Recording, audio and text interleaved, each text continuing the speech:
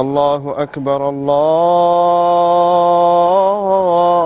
الله أكبر الله أكبر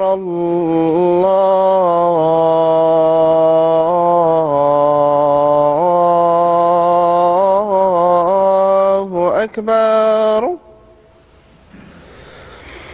أشهد أن لا إله إلا الله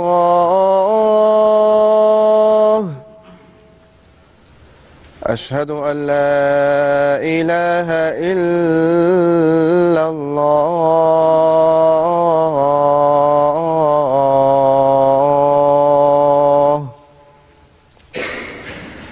أشهد أن محمدًا رسول الله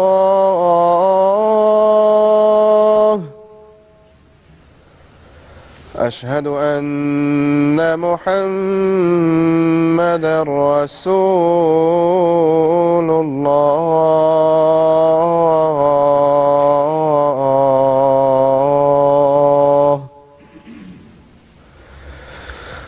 حي على الصلاة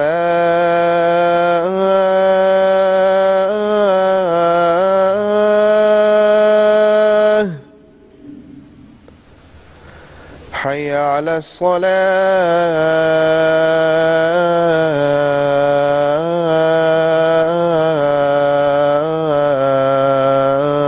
الصلاة حي على الفلاح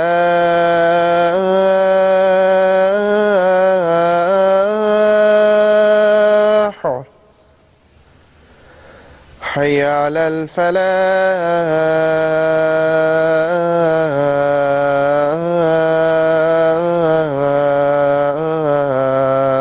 الفلاح الله أكبر الله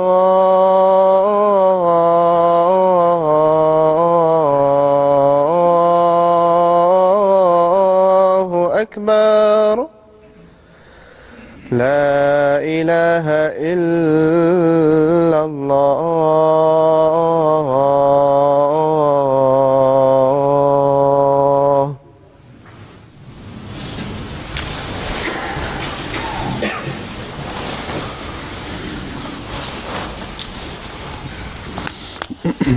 السلام علیکم ورحمۃ اللہ.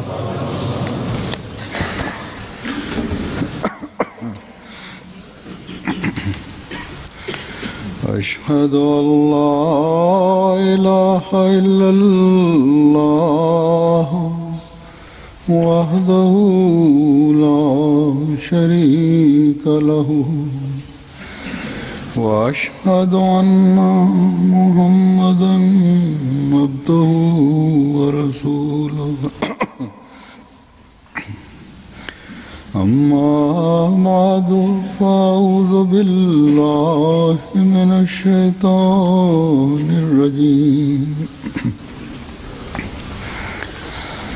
بسم الله الرحمن الرحيم. الحمد لله رب العالمين الرحمن الرحيم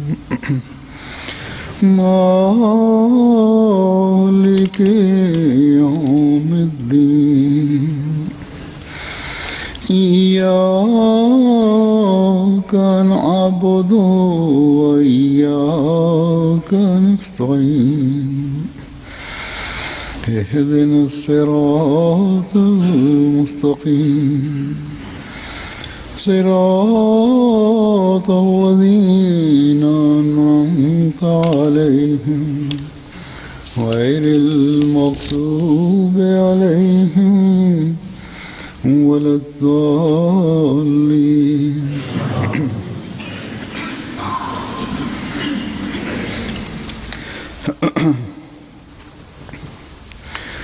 حضرت مسیح موعود علیہ الصلوۃ والسلام اپنی کتاب نذور المسیح میں فرماتے ہیں کہ خدا نے ابتدا سے لکھ چھوڑا ہے اور اپنا قانون اور اپنی سنت قرار دے دیا ہے کہ وہ اور اس کے رسول ہمیشہ غالب رہیں گے.